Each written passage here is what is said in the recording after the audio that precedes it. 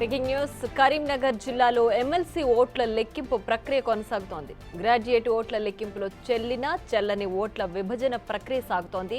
చెల్లని ఓట్లు అంశం అధికారులకు తలనొప్పిగా మారింది. చెల్లని ఓటు నిర్ధారించే క్రమంలో అధికారులు ఏజెంట్ల మధ్య వాగ్వాదం జరిగింది.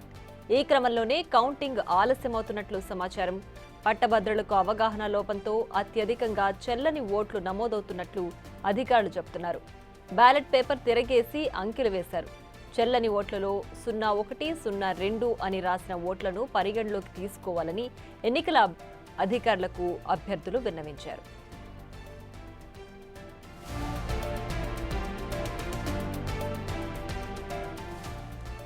ఇక కరీంనగర్ జిల్లాలో ఎమ్మెల్సీ ఓట్ల లెక్కింపు ప్రక్రియలో ప్రస్తుతం అక్కడ వాగ్వాదం జరుగుతోంది. గ్రాడ్యుయేట్ ఓట్ల లెక్కింపులో చెల్లని ఓట్ల విభజన ప్రక్రియ జరుగుతోంది. అయితే చెల్లని ఓట్ల అంశం అధికారులకు తలనొప్పిగా మారింది.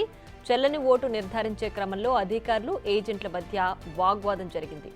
ఈ క్రమంలోనే కౌంటింగ్ ఆలస్యం అవుతున్నట్లు సమాచారం అందుతోంది. పట్టభద్రులకు అవగాహన లోపంతోనే అత్యధికంగా చెల్లని ఓట్లు నమోదవుతున్నట్లు అధికారులు చెబుతున్నారు. అయితే బ్యాలెట్ పేపర్ తిరిగేసి అంకెలు వేశారు. చెల్లని ఓట్లలో 01, 02 అని రాసిన ఓట్లను పరిగణలోకి తీసుకోవాలని ఎన్నికల అధికారులకు అభ్యర్థులు విన్నవించారు.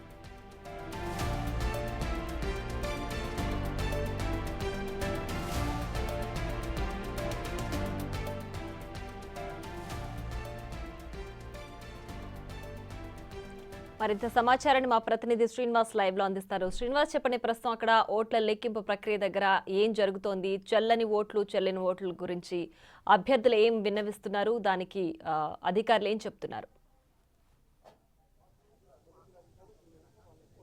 ఎస్ ప్రియా, ఇటు పట్టభద్రుల ఎమ్మెల్సీ కౌంటింగ్ సంబంధించి ఓట్ల లోపల చాలానే మటుకు కూడా చెల్లని ఓట్లు వస్తున్నాయని చెప్పి అయితే ఇండిపెండెంట్ అభ్యర్థులు ఇటు ఆందోళన వ్యక్తం చేస్తున్నటువంటి పరిస్థితి అయితే కనబడుతుంది. ఎందుకంటే ఇప్పటి వరకు కౌంటింగ్ కేంద్రం లోపల ఉన్నటువంటి ఇండిపెండెంట్ అభ్యర్థులు ఇప్పుడు ఇటు బయటకు వచ్చి ఏదైతే ఇటు కౌంటింగ్ జరిగేటువంటి సమయం లోపల బెండెలు విప్పినప్పుడు 10 ఓట్ల లోపల దాదాపుగా 2 ఓట్లు కూడా చెల్లని ఓట్లు వస్తున్నాయని చెప్పి ఇటు ఏదైతే గ్రాడ్యుయేట్ ఓటు వేసేటువంటి సమయం లోపల ఇటు ఎన్నికల సంఘము పూర్తిగా అవగాహన కల్పించకపోవడం వల్లనే ఈ విధంగా పొరపాటయ్యేది. తర్వాత మాకు కూడా ఈ చెల్లని ఓట్లు రావడం, ముఖ్యంగా ఇండిపెండెంట్ అభ్యర్థులకే చెల్లని ఓట్లు రావడం పైన అయితే ఆందోళన చేస్తున్నారు. ఎందుకు ఆందోళన చేస్తున్నారు అడిగి తెలుసుకుందాం.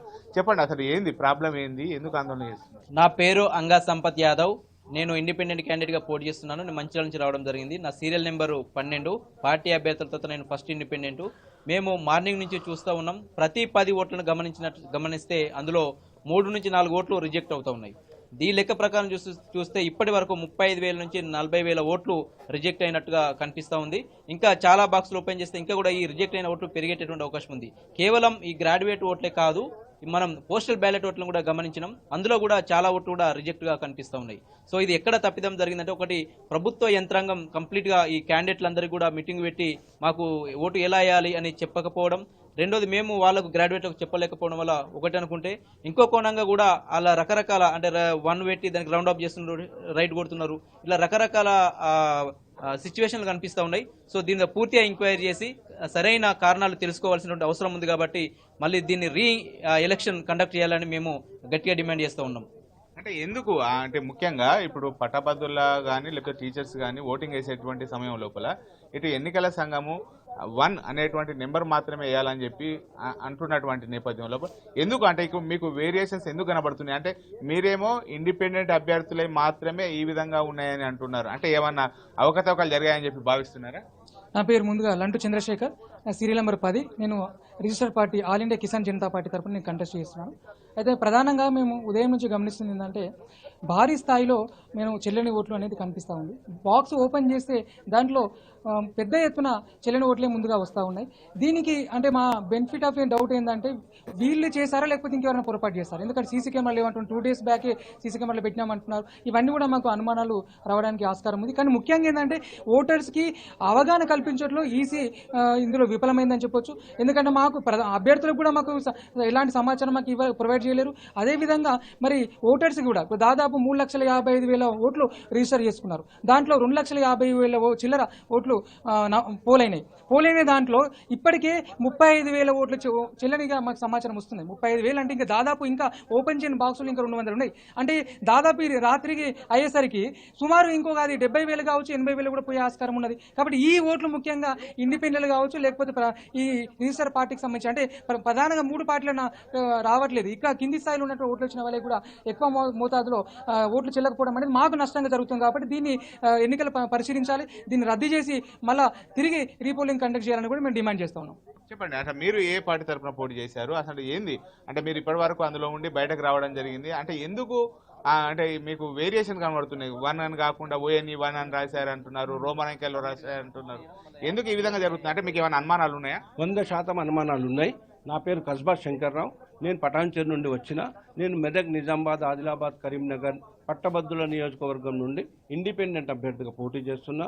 ఈరోజు ఇక్కడ ఓట్ల లెక్కింపు ఉందనడంతో నేను మా ఏజెంట్ కిషన్ గారితో కలిసి వచ్చి మొత్తం జరుగుతున్న ఓట్ల లెక్కింపు తంతు ఇది ఒక తంతులాగా కనపడుతుంది తప్ప ఇది నిజమైన ఓట్ల లెక్కింపుగా మేము భావించట్లేము. Number 1 point. ఈ ఓట్ల లెక్కింపు జరుగుతున్న ప్రతి డబ్బా, ఓపెన్ అవుతున్న ప్రతి డబ్బాలో నేను ప్రత్యక్షంగా చూస్తే ఓట్ల లెక్కింపు చేస్తున్నప్పుడు చెల్లని ఓట్లు ఇటు, చెల్లే ఓట్లు ఇటు. ఇది ఎక్కడైనా ఉంటుందా?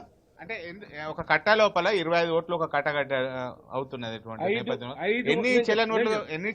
నేను చూసిన ఒక్క దాంట్లో 561 ఓట్లు ఉన్నాయి. దాంట్లో 128 ఓట్లు చెల్లని. అంటే ఎంత పెద్ద ఎత్తున, ఎంత భారీగా చెల్లని ఓట్లు వస్తున్నాయో మాకు అప్పుడే అర్థమైపోయింది. దీనికి ఏదో కుట్ర జరుగుతున్నది. కాబట్టి ఇది ప్రపంచం దృష్టికి తీసుకురావాల్సిన ఏ విధమైన కుట్ర జరిగింది? 100% చెప్తున్నానండి. ఇక్కడ ఉన్నటువంటి ఎన్నికల అధికారులు ఖచ్చితంగా మాకు ఎటువంటి సమాచారం ఇవ్వలేదు, ఎటువంటి అవగాహన సదస్సులు పెట్టలేదు. కొత్తగా ఎన్రోల్మెంట్ చేసుకున్నటువంటి ఎవరైతే అభ్యర్థులు ఉన్నారో వాళ్లకు ఎన్నిక ఎట్లా ఓటు వేయాలనేది చెప్పలేదు. మొదటి ప్రాధాన్యత ఓటు అంటే ఏంది, రెండవ ప్రాధాన్యత ఓటు అంటే ఏంది, వాళ్ళకి ఎటువంటిది లేదు. అటువంటి తర్వాత ఇంకొక మీకు గొప్ప విషయం చెప్పాలి. నేను ఒక డబ్బాలో ఇప్పిన తర్వాత ఒక ఓటు 56 మంది ఉంటే 56 మందికి వేసిండు ఆయన. అట్లాంటి 10 చూసిన. ఇప్పుడు ఓపెన్ చేసి చూపిస్తాము. నేను అక్కడ టిక్కు కూడా పెట్టిన ఏ బాక్స్. అటువంటి పరిస్థితుల్లో మేము ఎన్నికలను ఇది మొత్తానికైతే ఇటు దాదాపుగా 56 మంది పోటీ చేస్తున్నటువంటి నేపథ్యం లోపల ఇటు చాలా మటుకు కూడా ఒక బాక్స్ లోపల విప్పితే 560 ఓట్లు అక్కడ బాక్స్ లోపల ఉంటే దాదాపుగా 120 ఓట్లు కూడా చెల్లని ఓట్లు ఉన్నాయి. ఇప్పటి వరకే దాదాపుగా ఇప్పిన బాక్సుల నుంచి మొత్తం కూడా 30,000 ఓట్లు చెల్లని బాక్సులు ఉన్నాయి. ఇంకా చాలా బాక్సులు విప్పేటి ఉన్నాయి. కాబట్టి ఈ సంఖ్య ఇంకా 70,000 వరకు చేరుకునేటువంటి ప్రసక్తి ఉంటుంది.